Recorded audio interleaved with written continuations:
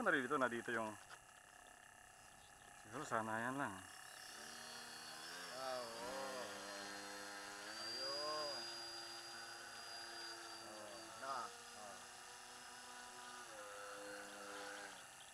Parang tataw ba? Oo nga. Baka pagka pinaling na bigla eh, no?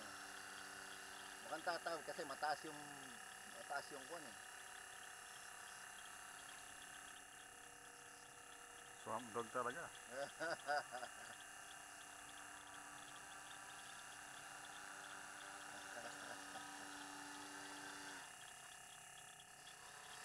Ikaw. Ikaw, testing mo. Testing mo yung testing mo yung maluwang. Pinag-upuan ko dun. Mababaw lang naman yan. Pero nakakatakot pa rin bumaba. Taligtad nga yung blade. Hindi kaya mas madaling na nasa rudder din yung left and right?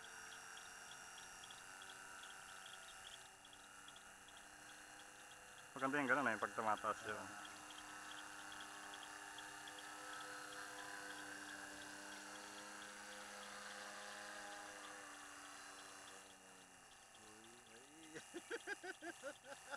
Hindi naman siguro tataw. Kasi mataas yung di ba? Hindi, baka tumaw kasi mataas yung propeller niya. Ilagay mo ka ng spoiler para... Kung ibaba ko kaya propeller niya. Hindi, kung lagyan mo kaya ng spoiler para dumiin sa lupa. Sa tubig. Bato ba yung bato? Bato.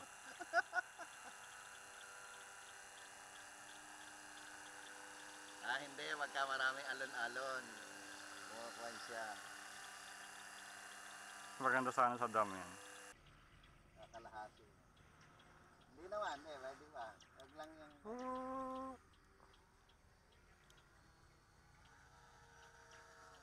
Nasa mo kayo na bang i-full throttle ng ano, hindi pa? Hindi pa. Mukhang lilipad eh. Ay, mukhang tatawag eh.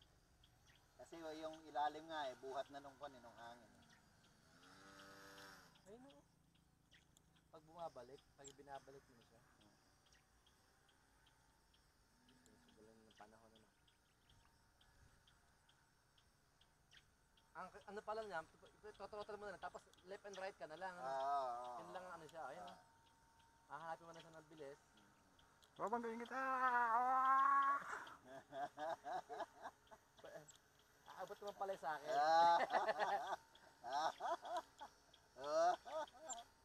Wala siguro yung control lang ng manubela yung control ng manubela kasi sa hangin eh. Hindi siya responsive pagka mabagal.